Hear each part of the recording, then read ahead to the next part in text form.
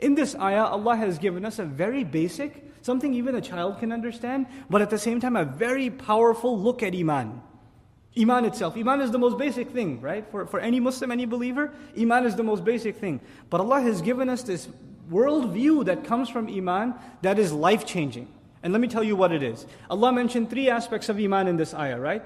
He mentioned, Man amana billahi wal yawmil akhiri wa amila salihan. These were the 3 things that were mentioned to be successful in the next life. La khawfun alayhim wa la hum yahzanun.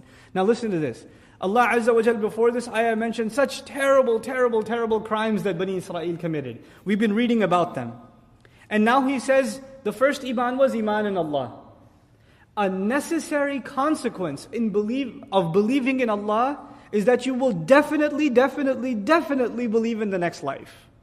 It's a consequence of believing in Allah. If you don't believe in Allah, then it's very difficult for you to accept that there is a life after this one.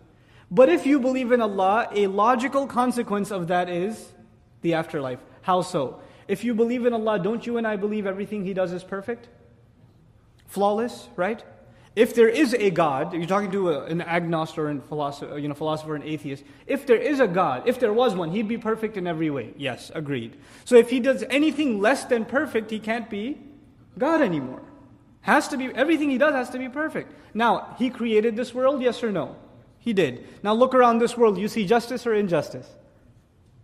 You don't see justice. You see injustice. You see innocent people being killed. You see children dying of disease. You see murderers getting away with killing 1,000 people. When one man kills 10 people, what's the most you can do to him? What's the just punishment you can give him? You could kill him, okay, how many times? Once. If he killed one person, you can kill him once. If he killed 1,000 people, you can still only kill him once. So you can come to a very easy conclusion that there is no justice. In the end, no perfect justice in this world. You can try to get justice, but there's no perfect justice in this world. Then this is what, by the way, leads atheists to justify their position. They say, look, if there was a God, there wouldn't be all this injustice. But we say, no, you're missing something. There is a God, because every one of these credits that the criminal gets will be debited later on. And every one of these debits will be credited later on. No crime went unnoticed. Nothing is off record. Everything is being kept track of. And anything that you suffered here that you didn't get compensated for, you will get paid for it. What is that thing called? It's called the last day.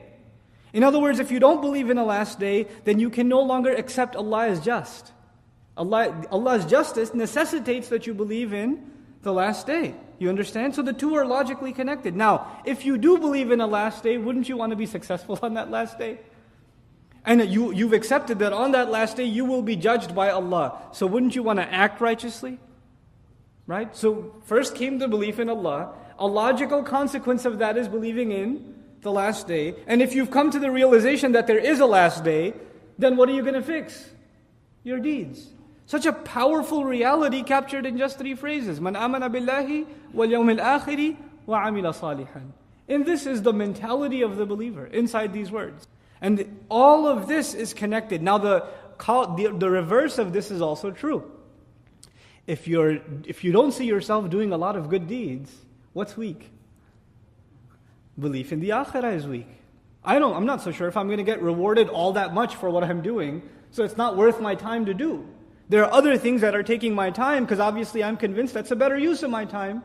In other words, when you don't see yourself convinced of doing good deeds, it's actually not a weakness in being good, it's a weakness in believing in the afterlife. You're not getting enough reminder or reinforcement about the next life. But if the belief in the next life is weak, what does that lead to? Belief in Allah being weak. The remembrance of Allah being unnecessary. You see how it reverses? So good deeds, the more you do them, the more it fortifies your belief in the next life. And the more you fortify your belief in the next life, the more your expectation from Allah increases. Your belief in Allah increases. And the reverse is also true. So this amazing formula has been given that has been timeless.